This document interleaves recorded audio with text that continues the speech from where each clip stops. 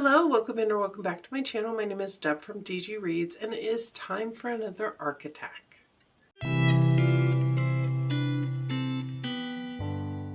If you're not familiar with my Arc Attack series, basically this is my excuse to get to some highly anticipated reads, books that have been gifted to me by publishers, by authors, and try to read them ahead of publication if possible or shortly thereafter to give you some thoughts on these books and maybe give you an idea if a book might be for you or not, who knows. With these vlogs, I really don't know exactly what I'm going to get up to in them, but generally I'm reading 7-ish books and enjoying my time doing it. So without further ado, let's go ahead and get into our first book.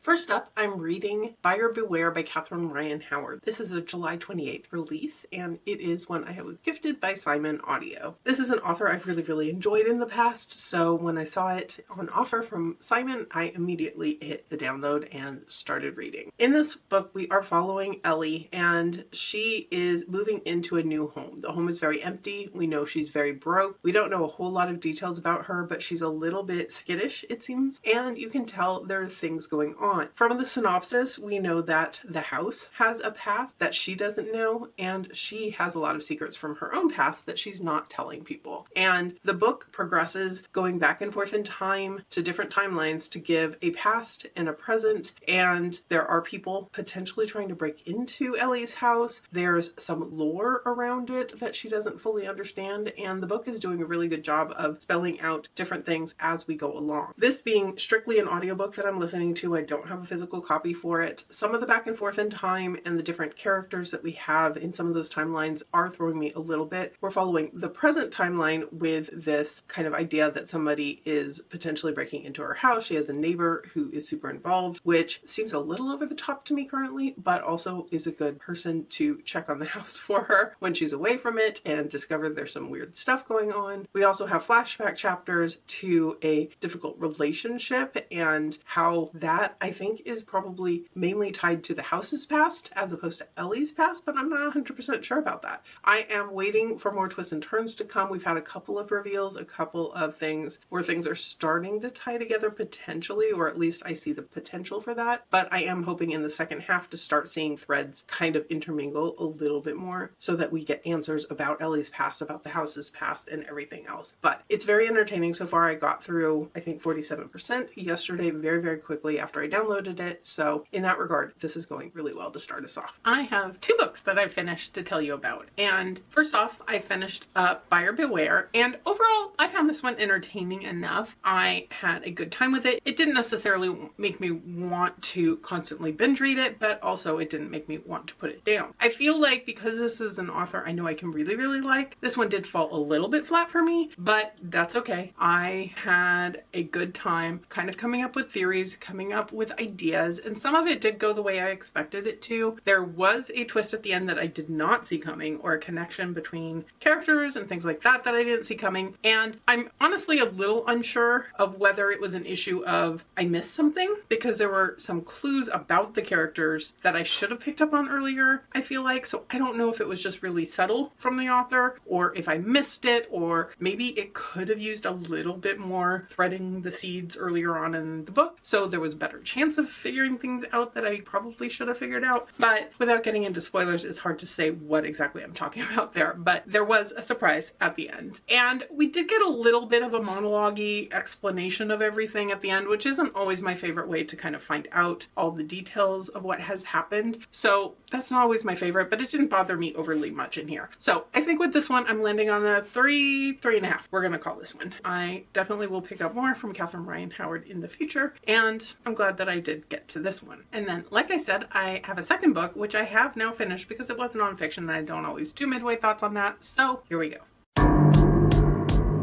And the book in question is Who's That Girl? The Untold Definitive History of New Girl by Thea Glassman. This is a July 28th release from Macmillan Audio, and I have a gifted audiobook copy from them. Like the title says, this is talking about New Girl, the TV show, and it really just kind of goes through the history of the show, how it started, how all of the cast got attached, how it did something a little bit odd by replacing one of the casts in the pilot in episode number 2 because of a scheduling conflict that prevented the cast member from sticking around, and instead of refilming, they just had him move out of the loft. And just little things like that, which I found really interesting. With this type of book, which I've been enjoying picking up from some shows that I've enjoyed in the past, a few kind of this TV show memory type of book, they tend to go through the different seasons, the overarching plot of things. You definitely do get spoilers for the show if you haven't actually watched the show, but they go through that and also kind of what the trends were in TV at the time and how the show either matched those or kind of bucked some of the traditions of those. And I found it interesting. This was a time where it was a little bit pre-binge watch and still kind of in the era of having seasons with 24 episodes and filming week to week. And it definitely talks about some of the difficulties of doing that for a cast and kind of the process of writing and filming and all of that. One of the key takeaways I think I took from this is that there was a lot of ad-libbing going on, and that cast and crew and writers and producers, everyone was kind of encouraged to give their 2 cents, give their ideas, ad-lib something on the spot, and maybe that would even make it to the screen. It does sound like kind of the group project where everyone was invested in contributing and not a lot of ego was there about whether your joke that you made the cut or didn't make the cut. And they would have lots and lots of options as they were filming to swap things in and do a lot of different things. We had some diversity in the cast that was not entirely usual at the time necessarily, and they did talk about that a little bit. And the book itself obviously included some thoughts and commentary from some of the cast and crew and so forth in it as well. So overall, I found this a really entertaining time. I did appreciate having this on audio. It was a good multitasking book for me, and I'm giving this one a solid 4 stars. So with that, I'm going to go ahead and leave it here. I'm not sure what I'm picking up next, but you'll find out very soon.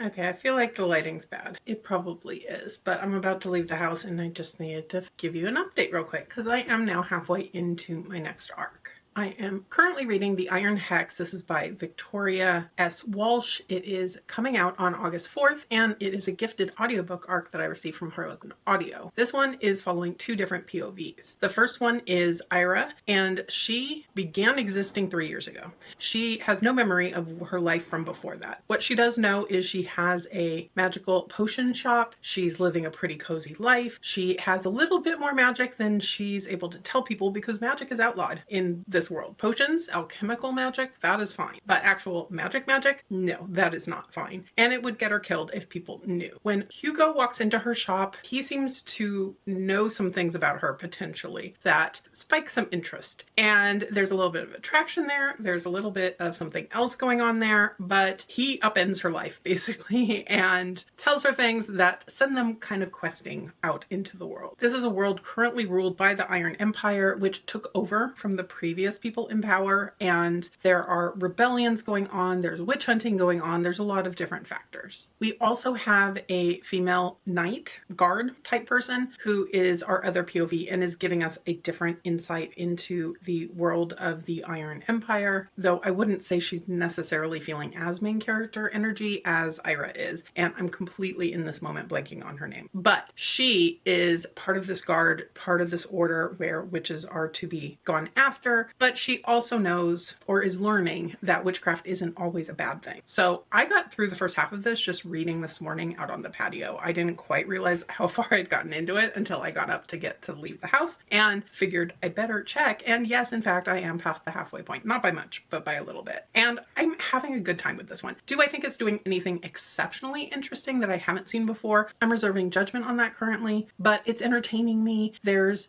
been one twist that I did not see coming, and I appreciated that quite a lot. There have been some interesting uses of magic, and since our main character doesn't really know anything about herself or her own powers, it's kind of interesting to figure things out along with her. So overall, I am having a really good time with this one. I will probably take it with me in the car today at least. I don't think I'm going to finish it today, but I am definitely, hopefully, by tomorrow.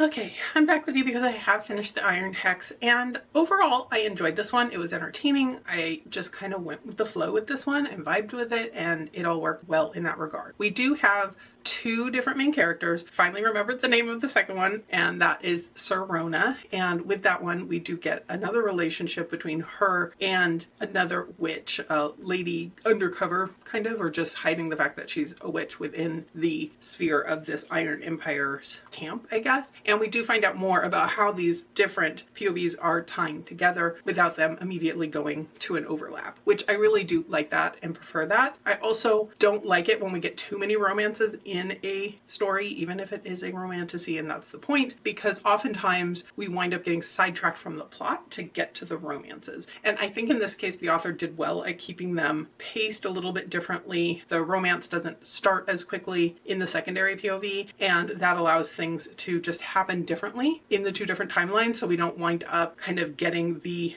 climax of the relationship at the same time in both timelines, which is something that tends to bother me in books. So I think that was well handled. There were some things that I saw coming. There were some twists to the story that I did not see coming. There were a couple surprises that got me, which I really enjoyed as well. So in the end, this one is getting a 3.5, but a high 3.5. So a 4 certainly on Goodreads from me. I definitely would pick up the second book in this series when it eventually comes out. I think this one did say it is going to be a trilogy, so we've got a ways to go, but there is a lot to this world that I can see exploring more of, and overall I enjoyed it. And with that, I have started my next arc. I'm not going to give you many thoughts, but I have started it. So the next one that I'm reading, actually in present day, it just came out today. I started reading it yesterday, but I have a gifted copy from PRH Audio of Prince of Swords by Elise Kova. This is the sequel to Arcana Academy, and Arcana Academy was one of my favorite books last year, and I've been super, super excited and a little bit nervous about this one because you never know with a sequel, but so far I am having a good time with this one. Since it is a sequel, like I said, I'm not going to give you a ton of thoughts, especially at the midway point, but this is set in a world where tarot cards wield magic, and people can learn or have the ability to draw tarot cards and then wield them. And there are really simple sets, there's super fancy sets, and the amount of power that go into these sets have different things. So it's a concrete magic system in the sense that the Two of Wands card is always going to have a particular power, and each card has its own power. We haven't seen all of them necessarily in the book, but there is a glossary, I believe. Again, I don't have a physical copy, I just have the audiobook, but from what I recall in book 1, there is a glossary that kind of spells out the different powers. And then there's also the major arcana cards, Death and World, and I don't know what they all are. I'm not a huge tarot person myself, but those again have special abilities tied to them and bigger abilities, I guess I would call it. Our main character in the series has just an innate ability with the tarot cards. You're not meant to be able to draw them and wield them outside of learning from the academy and being given permission essentially to be someone who creates these cards, draws these cards. Most people can't draw beyond a certain level of card, but our main character can draw pretty much anything at a whim with great power and so forth. So this book starts off where book 1 ended, which left our main character in a pretty dire situation. I will say at the very beginning, it resolves relatively quickly. Like, I was surprised how quickly, but at the same time, there is a lot of darkness to what's going on. Definitely trigger warnings. There's definitely lasting trauma on our characters going into this. So I'm looking forward to exploring more about that and just continuing on with this. So that's where I'm going to leave this one for now, and I'll check in with you guys later. Time for some more arc updates. I have a couple for you. First off, I finished Prince of Swords by Elise Kova. This is a sequel set in a world where tarot magic is really, really interesting. That's one of the things I love about this series in particular. The way different people have abilities to create cards, to ink the cards, the way the ink impacts things, the skill impacts things, the innate magic someone has impacts things, and then also being able to wield those in a fight, in a situation that's desperate and you need healing or an attack power or something like that. And the idea of having this set of cards with a limited number of powers to each of them. I really enjoyed continuing on in the sequel and exploring more. We continue on with looking at the relationship between our female main character and our POV character, in particular, Clara. She is our main person that we are following, and her relationship with Ellis and the ups and downs of that. There are definitely complications to their relationship carrying over from book 1, and I appreciated that it wasn't all smooth sailing in the second book, which sometimes can be the case with a romantasy series, and there were frustrating moments for me. There's definitely miscommunication trope type issues happening in here, which can drive me a little bit crazy, but in some cases I could kind of understand it. Others I just wanted to shake Clara and tell her to speak up a little little bit more. But, you know, I'd come to expect these things in a book. And overall, I would say there were some slow moments here or there for me, and a few things that maybe felt a little longer than they needed to be. But overall, I had a fantastic time with this one. I don't think I was quite as obsessed as with book one, but I think that's kind of not unusual for me just because we're exploring a absolutely brand new magic system and world and everything in book one, and that was my favorite part of it all. And in this one, there's definitely still that, but it's not a whole new thing for me, if that makes sense. So I'm landing on a 4.5 for this one. I really and truly enjoyed myself with it. And then I am midway into another book.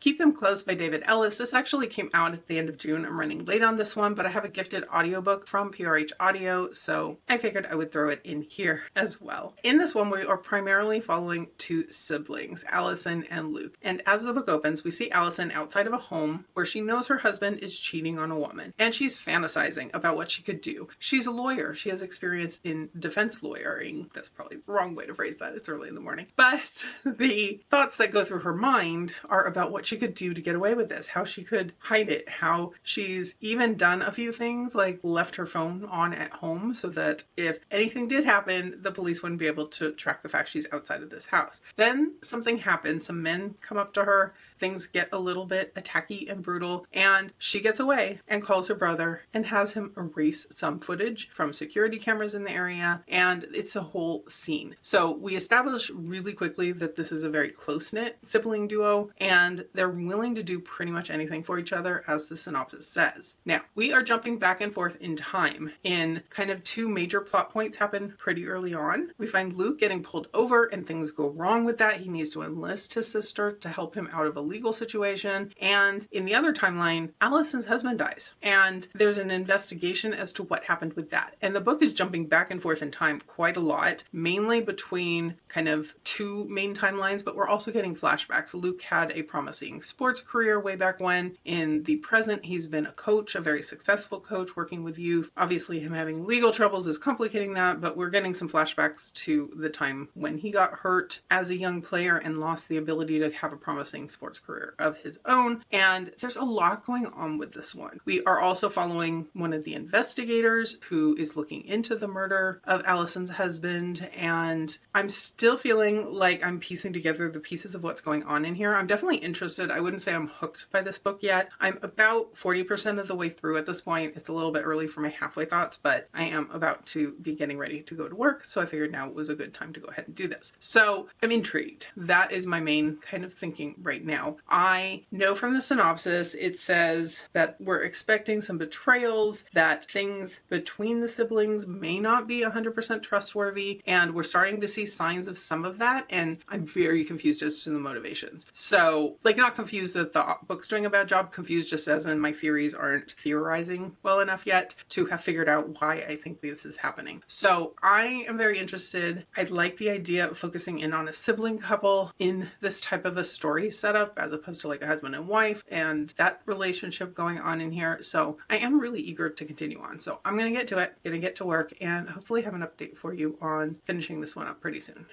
Okay, it is time for a hopefully not too chaotic update. I just got home from work, so Kylie's a little bit chaotic in and of herself, and we know she is in general, but hopefully she can chill for a little bit because I have finished Keep Them Close, and I have to say this one I wasn't sure about at the beginning, but past kind of that 40% mark, I think that's about where I stopped when last I updated you, and past that point it really did start to hook me in, and the author really threw twist after twist after twist with this, and some of them were a little more subtle than I expected, so you really had to be paying attention because someone would just drop something and say, well, I did such and such. And I had to like make myself stop and go, did I know that already? Had I suspected that already? Sometimes things I suspected definitely proved true, but the way the characters did things were very over the top, intentionally so. Like that was part of the gimmick of the book, I think, was that these characters really went out of their way to cause problems for people and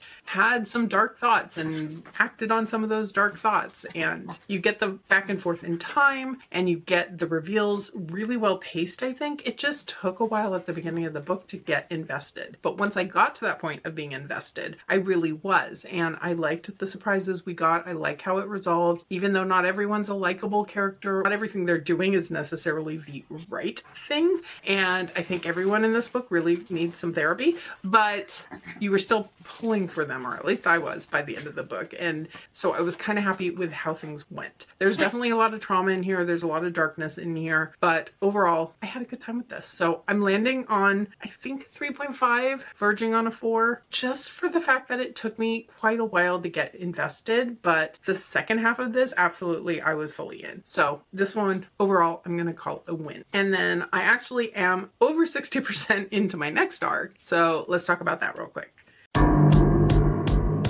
I got approved just this morning for Lights, Camera, Frendo by Cesare. And this is the 4th installment in the Clown in a Cornfield series. It is coming out on August 18th, and I got an advance audiobook copy from NetGalley from Harper Audio Children. Kylie's doing something weird behind the camera. If I'm looking a little funny, that's why. I can't quite figure out what she's up to. She seems to be reacting to something or wanting a toy or something and not being able to get it. I don't know. Anyway, this is the latest installment in this series of books that get a little more bizarre each and every time. And in this latest installment, we are following the cast and crew primarily of the movie about the previous. Okay, I figured out what Kylie had. I don't even know what it is exactly. The camera's not going to focus on it. I don't think it's some sort of a push pin part from something. I have no idea, actually. In any case, we are following in this book the cast and the crew of the people making a movie about the Clown in a Cornfield massacres that have happened. And they are on scene where things actually happened. They are making a movie that is definitely meant to be an entertaining movie, but it's also about a true event. So a true crime horror movie, basically. We're getting a couple different POVs in here. We start off with some of the people from previous books, some of the people who did survive, and then we are also meeting a lot of new characters in here. I'm not going to say too much about these just from the standpoint that I don't want to definitely spoil anything from previous books. It is a series of books where people are dressed as clowns and killing people. I mean, that's kind of the gist of it. And now we have people making a movie of it, but of course this one is also going to be a slasher. And as I've gotten past the halfway point, we are starting to see people die. And it starts a little more subtle, like not everyone knows this is happening. It's not a full-out massacre yet, but I'm assuming things are going to take off much more as we go along. And we've had some gruesome scenes, we've had some disturbing scenes, and I flew through the first nearly 2/3 of this morning. I started it reading it outside with my crochet in the morning with Kylie, and then took it on the way to work with me and multitasked to it. And this is going to be a really easy binge finish for me, I think. So I am looking forward to continuing on, and I'm really glad this one came through this morning, and it was just the right book to kick off my weekend with a little bit of horror and clowns and who knows what else. So I'm gonna keep going, and I'll check in with you soon. All right, I've made some more progress in my arcs, and first off, I finished Lights, Camera, Frendo, and this was a fun time. I easily binged it in less than a day. I enjoyed some of the twists and turns to the story. I think if you've enjoyed the series, I think this one will be enjoyable. I would not recommend picking this one up without having read the previous books, just because it does have so many nods to the original series, with this being kind of a play on making a movie out of the real-life massacre that happened in the previous books. So I think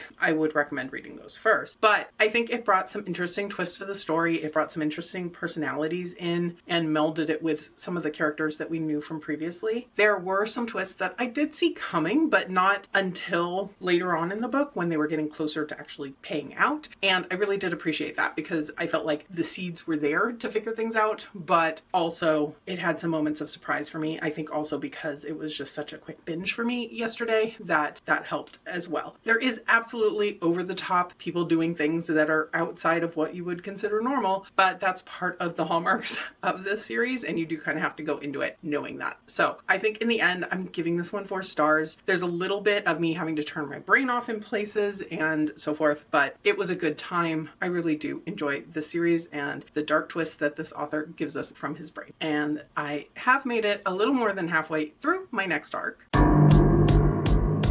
I am reading The Whisper by Chelsea Iversen. This is a gifted copy I have from Sourcebooks Landmark. This one releases on July 28th. This is a thriller following the lives of 4 women, basically. We are following them as teenagers and as adults in most cases, because one of the 4 of them passed away when they were teenagers and therefore can't really follow her in the present day. But they were given magic, and this is something that's passed down through generations. We see them kind of inducted into the knowing of the magic by the older generation, largely their mothers, but also not always. And they have the ability to do spells. They can alter appearances. They can erase pimples. They can do several different things, although they start dabbling in maybe some things that are a little darker. In the present day, they've all separated. They're not really in communication a whole lot anymore. Joey is the one who stayed in town. She has long had it in her mind that Quinn, the one who passed away as a teenager, was killed. It wasn't an accident,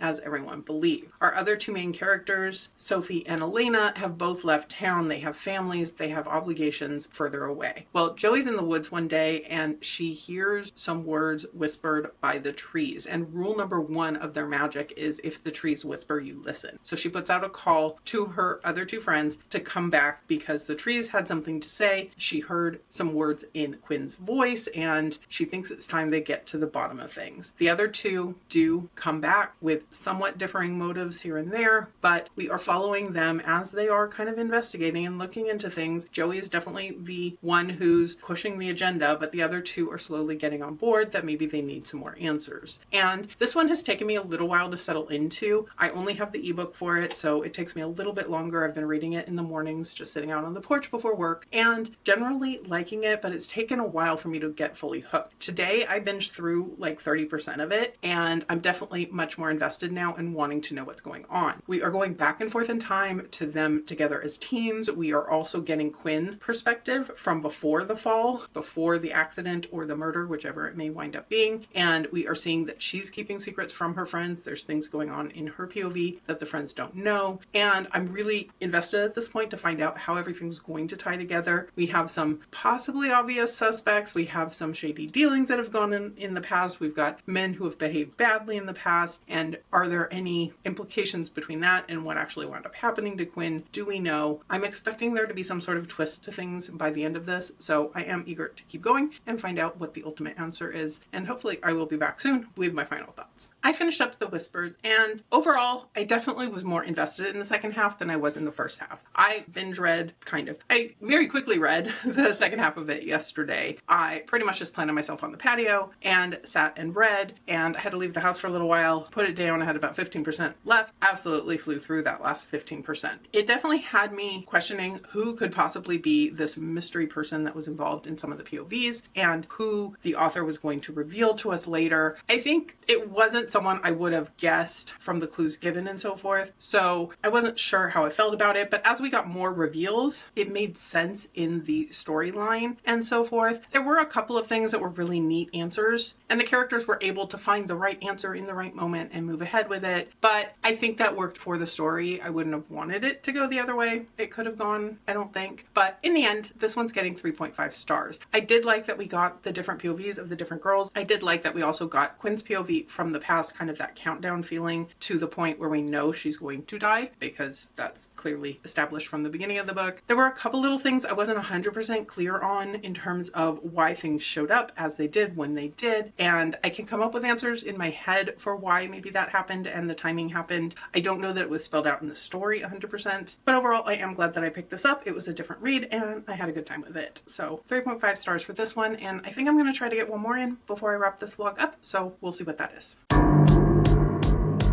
Okay, for my next arc, I have picked up The Hill in the Dark Grove. This is by Liam Higginston, and it is a gifted copy I have from Random House, and it comes out on August 11th. This one is set in Wales, and we are following a couple. They are sheep farmers. They are struggling. It is not a good time for selling sheep products and making a living, and they are living day to day. They have creditors chomping at the bit because of their debt. They've got sick animals. animals, they've got weather to deal with. It's a lot going on. One day when he's working, the husband finds a stone head out in the hills, and there's just something about this that intrigues him. He feels the need to uncover it. He discovers there's more to it. He becomes very quickly obsessed with this head, and he's keeping things from his wife. He's acting more and more bizarrely. As the synopsis says, he's stumbled upon a Neolithic ruin awakening a mysterious ancient presence with its own dark design. And it's a very isolated setting. They are pretty much cut off. They're not obviously living in a city raising sheep, and she's living with him and his new obsession, and he's just going out and living this obsession. And it's very much a slow burn. It's taking a while to get going. I wasn't sure at the front of it how I was feeling about it.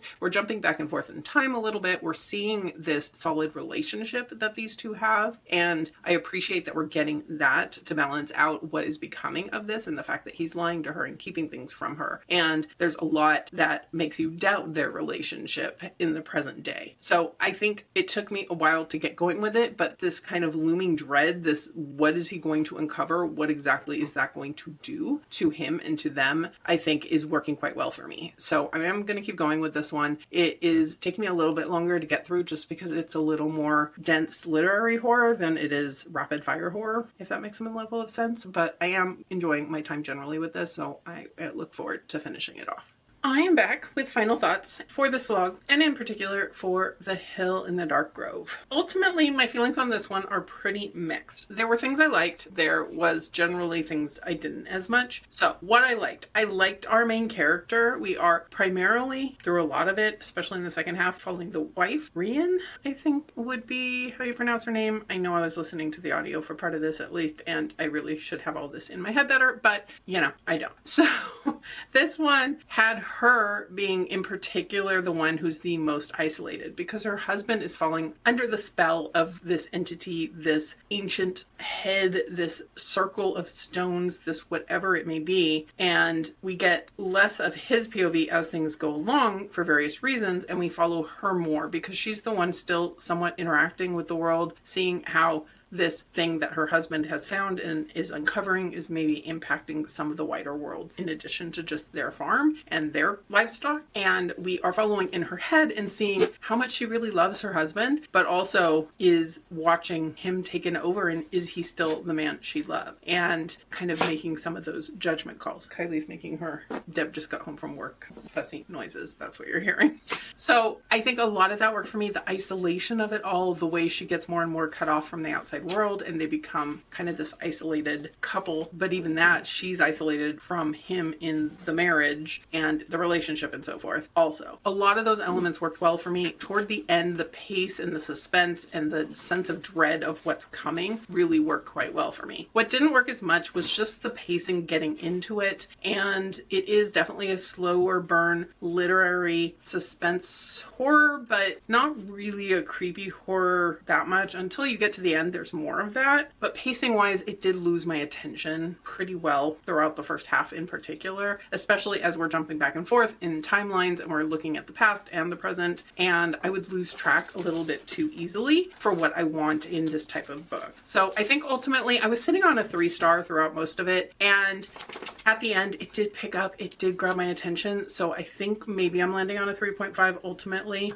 There were definitely things about it, about the kind of mythology that went into this culture, the people, the history that were really interesting in the time. I just didn't always see how the threads connected, and some of that could just be that my mind was wandering a little bit as things were moving slowly. So that's, I think, where we're at with it, probably the lower end of a 3.5 if I'm getting really specific, but I think that's where we're at. And it's also where we're wrapping up this particular vlog. So not ending on the hugest of wins, but I had fun with a lot of the books that I read, and I'm looking forward to continuing on in August with more arcs for Arc August, and I'm hoping to get one more Arc Attack vlog out by the end of the month. Let me know in the comments below, have you read any of these books or any of them on your radar? Are there any you're interested in picking up? I'd love to hear all the things. And if you've made it this far and you don't have anything to comment, how about leaving me a sheep emoji for the last book that I read, just to let me know you were here. And if you could hit that like button below, I would surely appreciate it. Subscribe if you're interested in more of my Arc Attacks, more of my book reviews, and more of my bookish content in general. But for now, I'll leave you here and see you real soon in a new video.